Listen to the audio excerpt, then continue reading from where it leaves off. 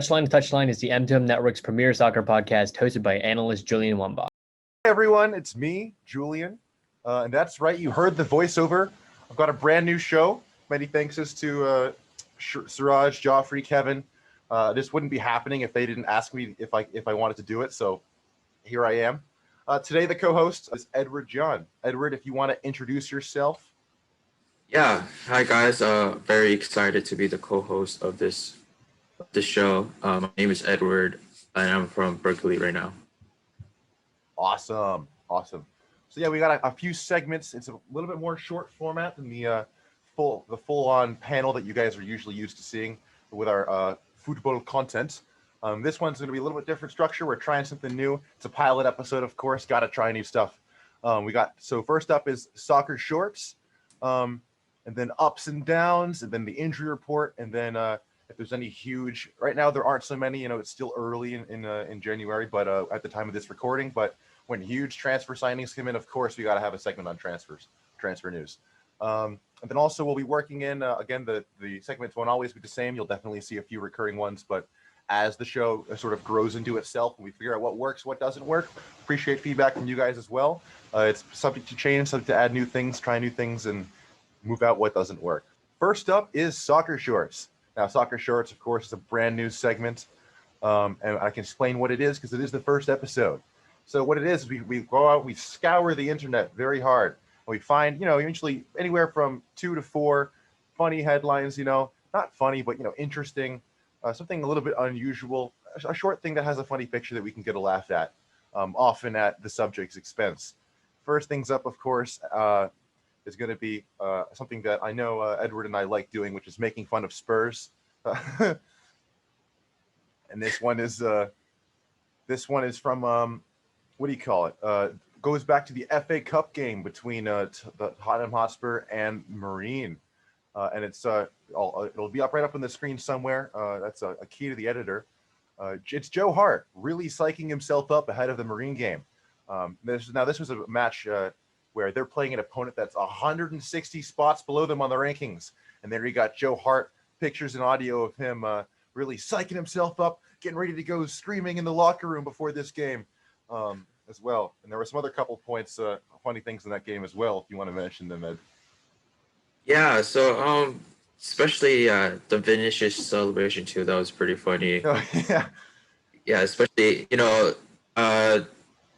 sometimes when you need to pump yourself up when there's no crowd, I mean, I get it, but like you're playing against a team which is not even in the Premier League or not even the Championship. So this is a pretty funny how Joe Hart psyched himself up. Probably because he doesn't play as much because the goalkeeper ahead of him is Hugo Lloris. But hey, I mean, whatever works for him, and hey, he kept this clean sheet though. Exactly. And Vinicius, of course, celebrating like he put 5 past Manuel Neuer, but we'll give him a pass. He also is not a guy who he doesn't usually get 90 minutes on Premier League Sundays, so we'll let him celebrate his whatever chances he can get. You can if you want to introduce our next headline, feel free. Yeah, so the next one is the Armstrong Oko Flex nearly makes a Celtic debut with an AirPod in his ears. Now, I do have our AirPods, but it's funny because that would be very interesting. I wonder if because there's no music in the stadium or just like he's trying to cancel out some fans. Maybe he was listening to his music, but it's very interesting because I've seen a couple coaches who have AirPods too, and I'm very interested with like what they're listening to. Like, are there noise canceling out the crowd or the sound? So it's very interesting. But hey, I mean, if there's nothing else to do, and like since there's no crowd around you, you could do whatever you want. But it's pretty funny. Yeah, he almost made it. I'll be very funny, like seeing an AirPod and see once he's running and he's trying to take a head and he lost his AirPod, what he's going to do? He's going to call a timeout or something. But that would be very funny if you made it. What do you think? What do you think what kind of music do you think these guys are listening to before they make their debut with the new team? Do you think they got like heavy metal going, sea shanties, or? Yeah, it's going to be interesting. I think mostly it's like very hype song, like very rappy, like very fast beat pace, or something like slow beat and then goes faster as the song So Something to get the energy up. Yeah. Yeah. No Swan Lake going on. Yeah. No ballet. But you never Alright. know. Some players might like those. You never know. Yeah. And who knows? Maybe he just thought that, it's the white AirPods with the green and the iconic green and white Celtic jersey. Maybe it was more of a fashion thing, and then he thought about it. It was like, yeah, who knows? But yeah, that'll be a picture. We can toss a picture up on screen if we haven't already as well. So yeah, that's Armstrong almost making his Celtic debut with his AirPods in. And then our last headline for Soccer Shorts this week is going to be looking at sort of the Newcastle publication, the mag. Sorry, but something needs to change. Put that in your radio program. And what can I say except that Newcastle lost to Sheffield, and which is certainly not something you want to do if you're Newcastle. You're a team that's trying to stay out of the relegation race. You can't afford to be dropping points this late in the season. We're over halfway to go, and they're a team. They had high hopes for this season. Those hopes haven't really panned out, and well, losing points to what is not a good side right now is not exactly what you're looking for if you want to stay out of that relegation race and stay in the Premiership. And actually, that brings us directly into our next segment, which is ups and downs, which is basically looking at the past couple of weeks, or at least for the episodes going forwards. It'll be since the last episode to the next one, which we're not sure how long that's going to take. Again, we don't know how long this is going to take to edit. And writing the script does take a little bit of time as well. But sticking with the top subject of Newcastle lost to Sheffield.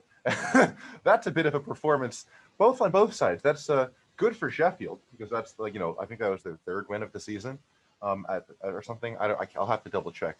If edit this out if that's wrong. But But then on the other hand, Newcastle lost to Sheffield, so I don't want to keep reminding it, but that's just the way it is. You can go with our next team that we picked here. Yeah, so the next team is United. United has been on a tear. Nobody expected Man United to be in this title contending race. I wasn't expecting that. And it's going to be very interesting. I think one thing for sure is I like this mostly their formation is like a 4-2-3-1, and that striker mostly is the guy who could control the ball and give out the wing, like Marcus Rashford. I mean, you have Bruno Fernandes, of course, he's playing really well, but and then on the right wing you got either Mason Greenwood, or just sometimes I believe Daniel James sometimes, but I only seen Mason Greenwood or Anthony Martial on the left too, or Rashford on the right.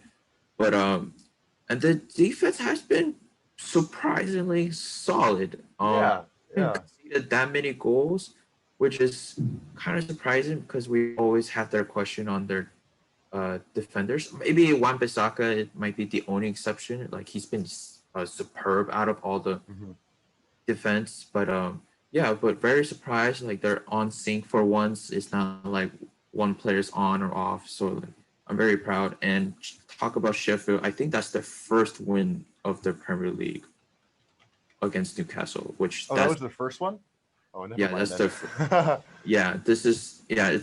it's how funny, because Sheffield was like in the mid-table last season, and wow, this is like, let's see if we could keep it up.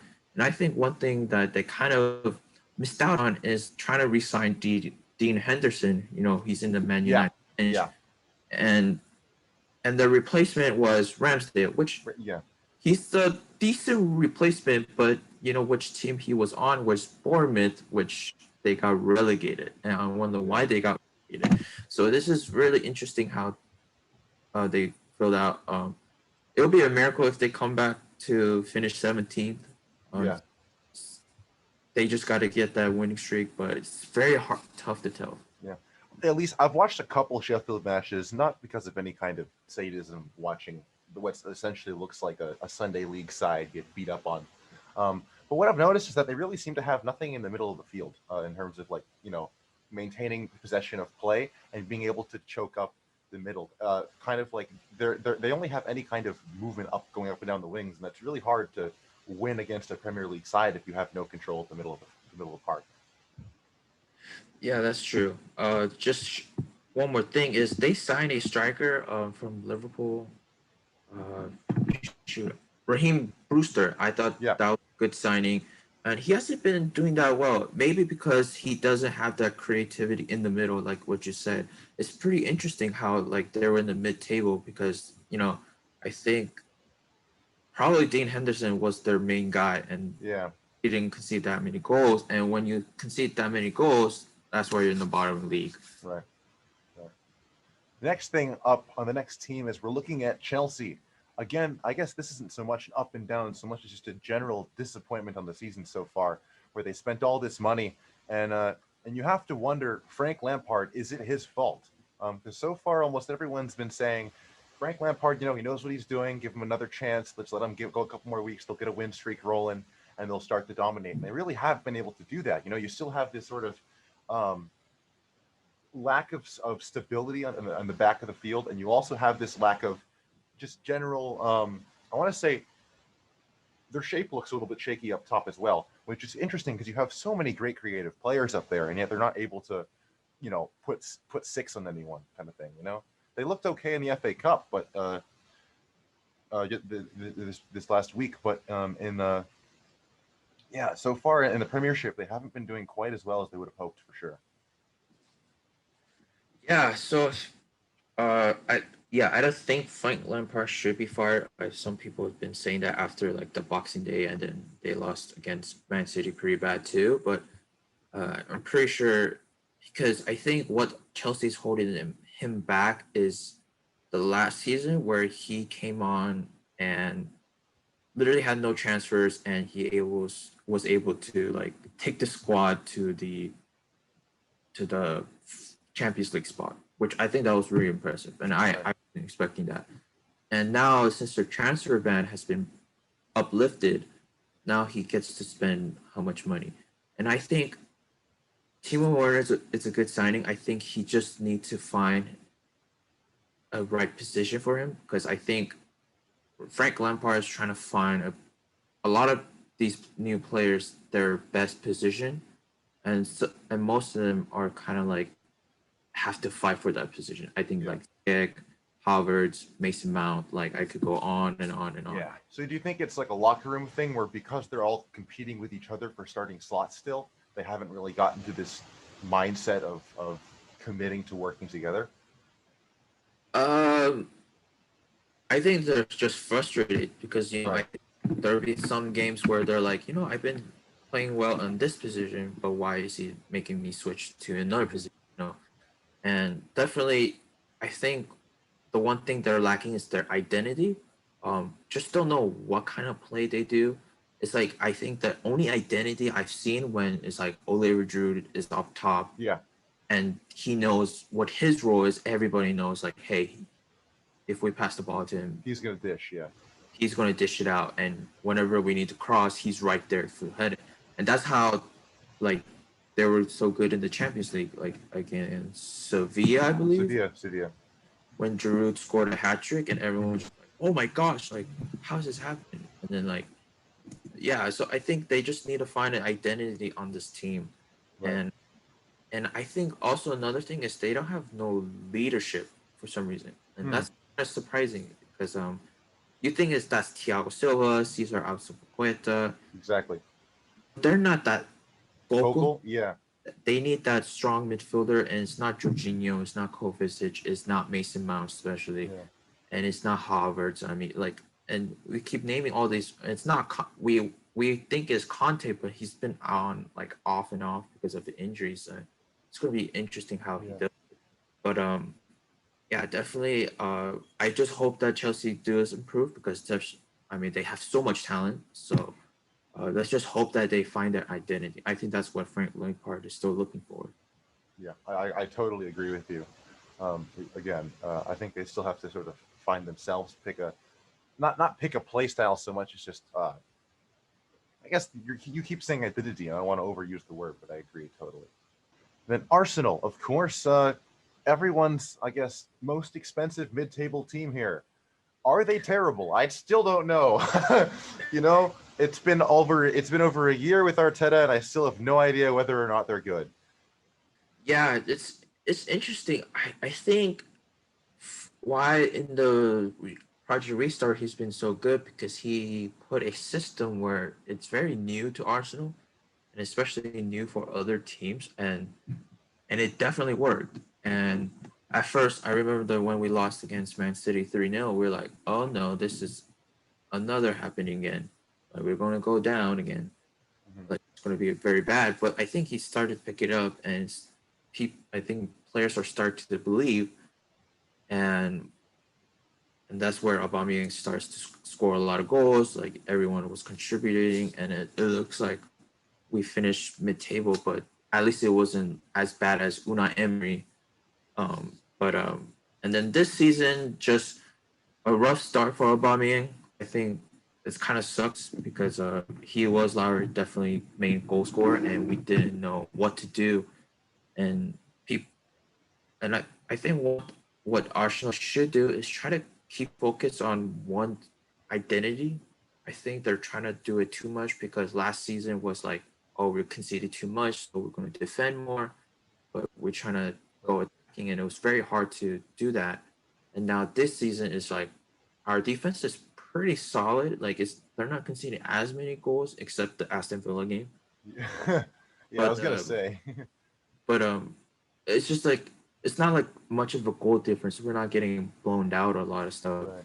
It's just now we don't have anything to go attack because like, oh, we're just going to defend, and we're just going to attack, which is not working. And I think another thing is like definitely then turn around is put other players in instead of trying to put like bad underperforming players. Like Willian, I don't know why he keep playing Willian if he's not. I mean, if he does that with Pepe, why he doesn't do that with Willian? Like, right. I don't understand. Like, does Willian has something that he tells? Like I don't think he's good as a midfielder. I think he's better as a 10 role, as a cam, because I think him as a passer and just his dribbling is much better than wasted on the wing with Pepe over there. But now the young players, definitely they changed the whole Arsenal side, and I just hope that they keep playing. But Tierney has been fabulous. And I think the reason why is I think when we went back to that 3-4-3, where he's played as a left center back, it's kind of make him feel like, oh, if I go out too much, then that left side is going to get exposed. And I think that's why we weren't scoring as much. And I think Arteta finally realized his right position is his left back, and he could go on and then someone fill out those overlaps with Saka up the left wing. It's definitely worked out, and definitely we missed out when we played against Crystal Palace a couple of days ago. What was that? I think it was 66% possession or something. Yeah, and then without Tierney, we definitely saw, and Maitland Niles, not saying he's a bad player, but that's not what he does. Yeah. And we definitely lacked that creativity, and it definitely showed that, wow, we missed Tierney in that game. If we had Tierney, I think the game had been different because they had to put Bukayo Saka on his left back. And that was like, shouldn't we have done that earlier, or we could have changed? But I think definitely like the young players of Arsenal definitely changed the fortune of Arsenal. Let's see what happens. Which is interesting. It's interesting that sort of the team sort of has found more direction going with the younger, less experienced players who sort of bringing energy. You know, at the beginning of the season, I noticed Aubameyang especially looked unmotivated out there. He didn't look like he wanted to be playing that much. You know, he wasn't running super hard. And then it's sort of like now ESR comes into the middle of the park. You got Saka and Tierney pairing on that left side, and you have and then even like when Pepe comes on as well, making hard runs up the right, you do have a little bit more energy. It seems like they're playing with more purpose, and if that's how they find their identity as just sort of like a young, hardworking team, then it isn't the Arsenal that we've grown to expect with with the calm, collected play. But if they're going to work hard, and if it picks them up points, then I've got nothing to complain about. So yeah. So we got some injury reports. speaking of Arsenal, we have Gabriel Martinelli. His ankle, just very unfortunate how he's been along. Like when he was back, I was very excited, and he definitely brought that energy. And yeah, against against Willian, I think Willian is a very good mentor to Martinelli. I think that's definitely Martinelli's getting a lot of experience for Willian. But I think uh, once Martinelli is back, which I believe he will be back for the Newcastle game, I believe. I don't know for sure.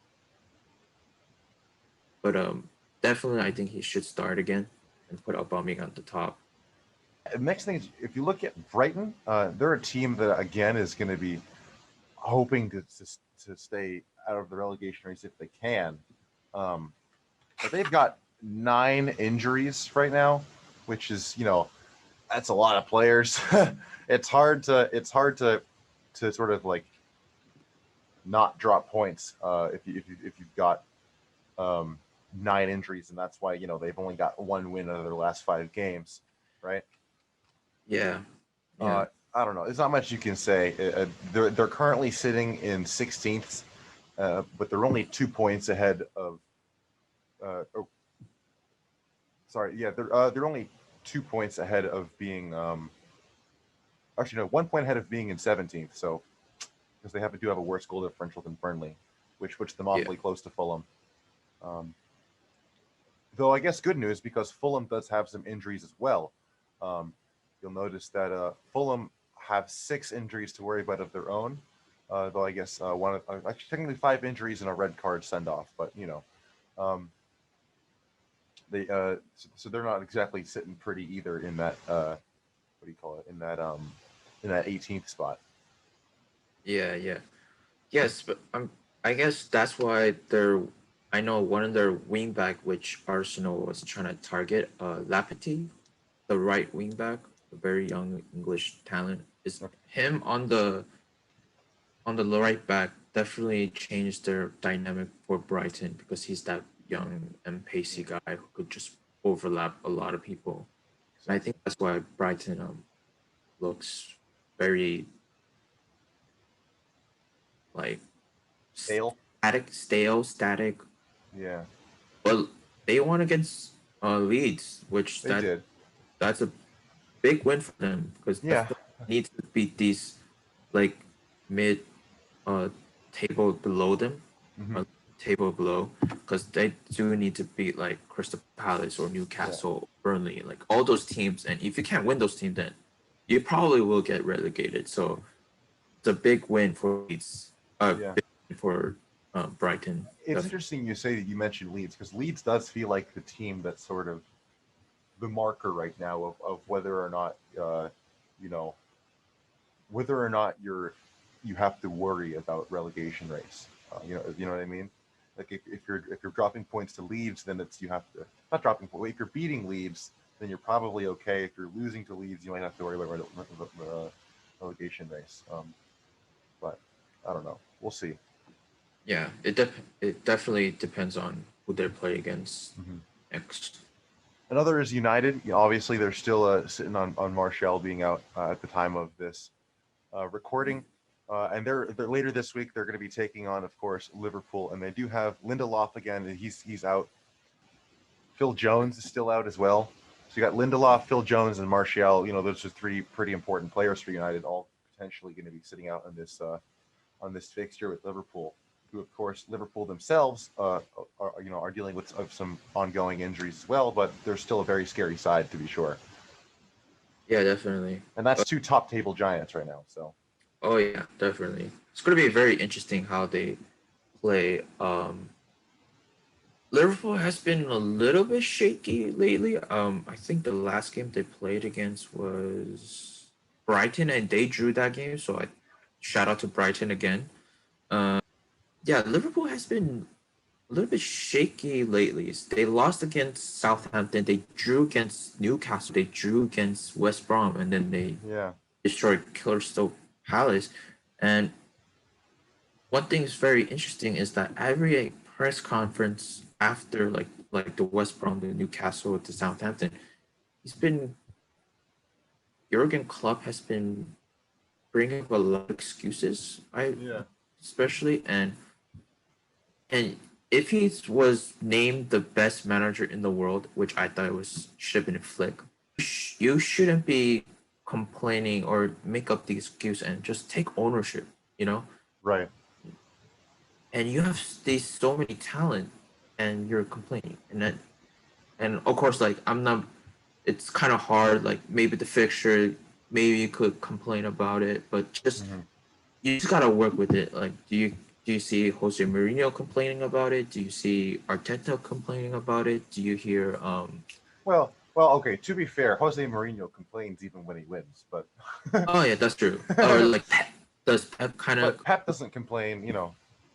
None of like the top managers that in the Premier League or just anyone Yeah. I hear more than Jurgen Klopp, especially. But I guess Jose Mourinho kind of complains too. Yeah. I'm not so sure you can call Arteta a top manager right now with Arsenal sitting in 11th, but he's certainly not the worst. Yeah, or Brendan Rodgers, or Yeah. just any team.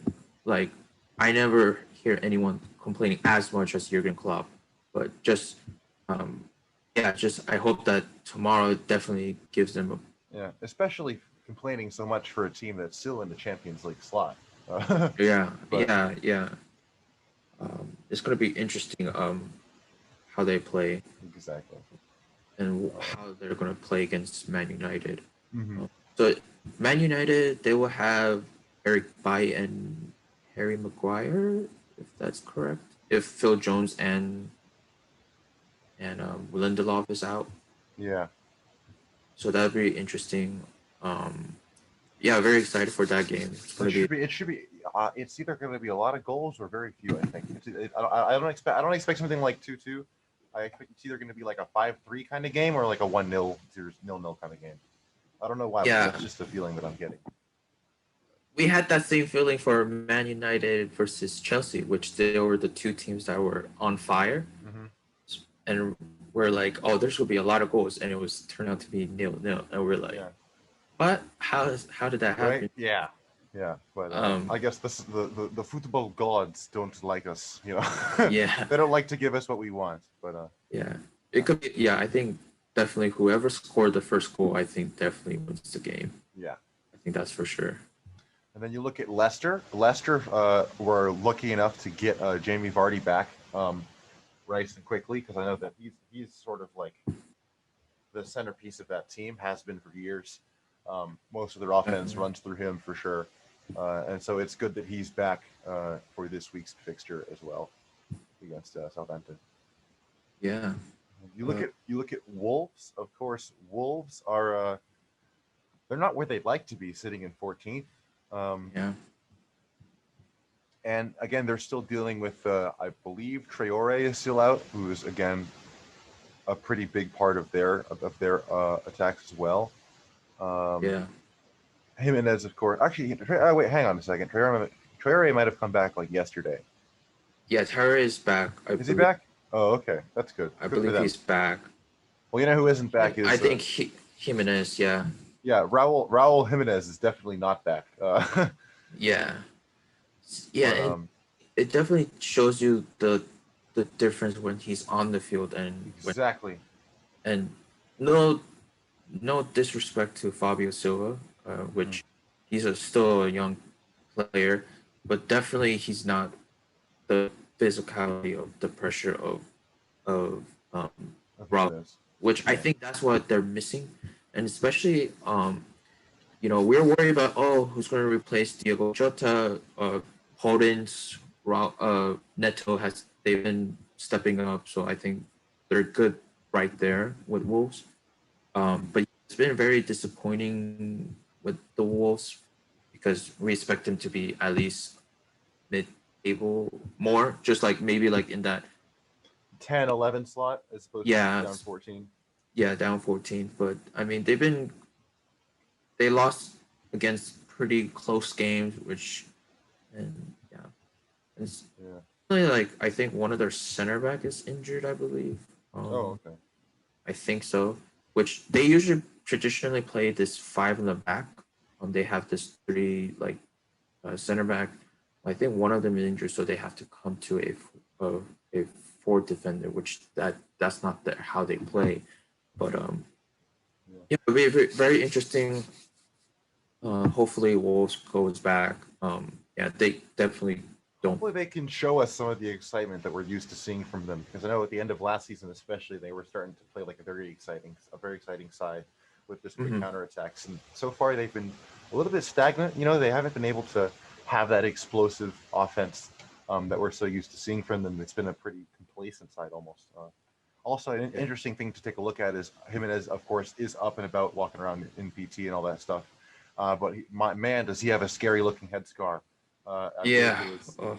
You can probably find a picture and put it up on screen, Mr. Editor. But when he was sitting in the stands for that Everton game, and goodness me, it was certainly something to look at. And then, like with City, Man City is just, I don't know, they're just doing Man City things, and they still have a bunch of people out for COVID-19, which is, not ideal. I think they have 6 players out right now. Yeah, I think a couple of players came back. I remember Gabriel Jesus was in that COVID list, and he came back the game against. Oh no, I don't mean 6 players for COVID right now. I think they have 6 players out total. Some of them for COVID. Oh, I see. Oh yeah, there were a couple of them were like staffs, I believe. I remember quickly. Yeah, I know Cole Palmer has COVID stuff. Garcia has COVID stuff, and then yeah.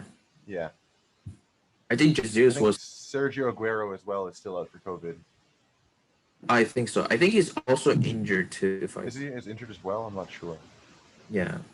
But I know. Yeah, I definitely saw the news where Man City was like, "Oh, we have Man City have this many COVID players," and now we're like, "Oh my gosh, like how are they gonna cope that?" And it was against Chelsea, and we're like, "Oh man, it's gonna be a tough game for them," because but it kind of shows you how much depth they have. Oh man, Pep is so much to work with there.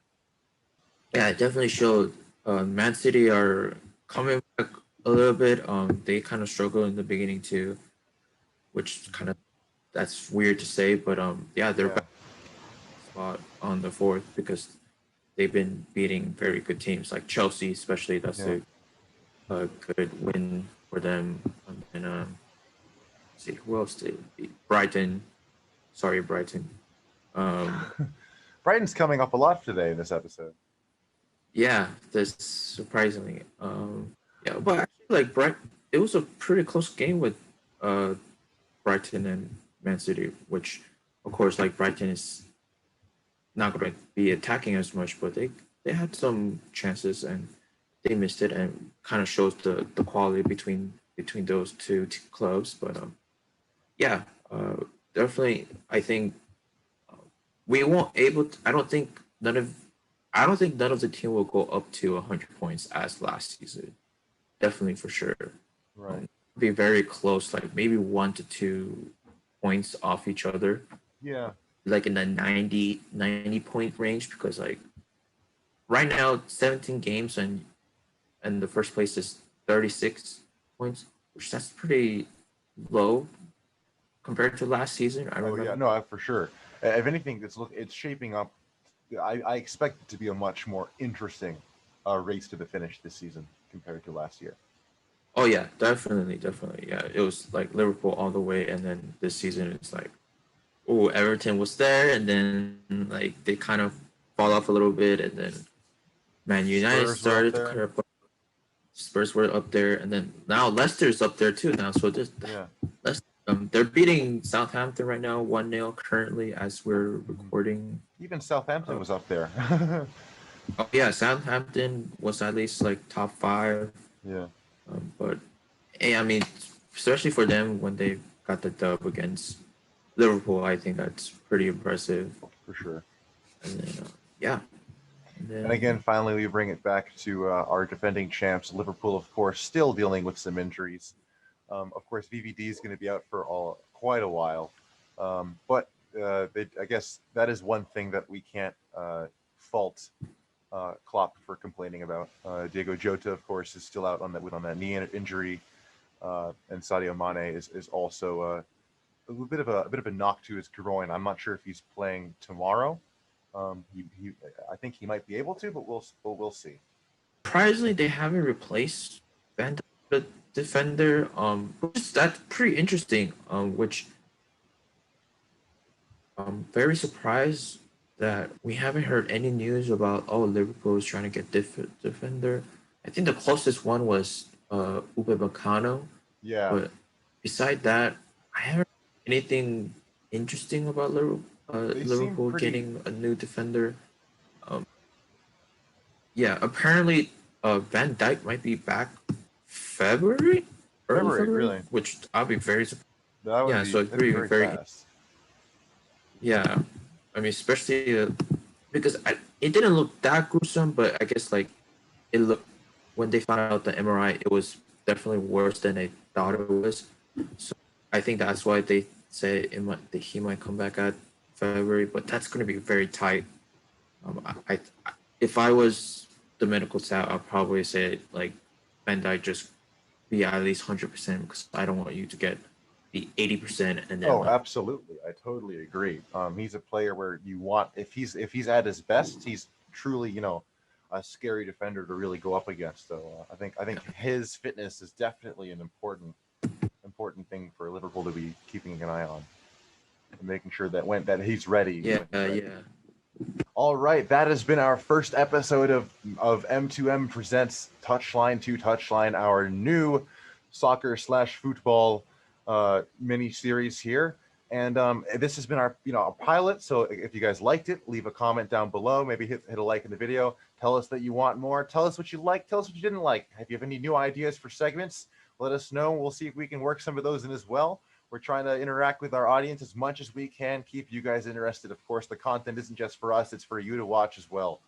So that has been all. That's going to be all from us this week. And we'll see you next time. So this is Julian Wambach signing off. If you like this video, please consider subscribing to our channel, the M2M Network, for more sports and entertainment content.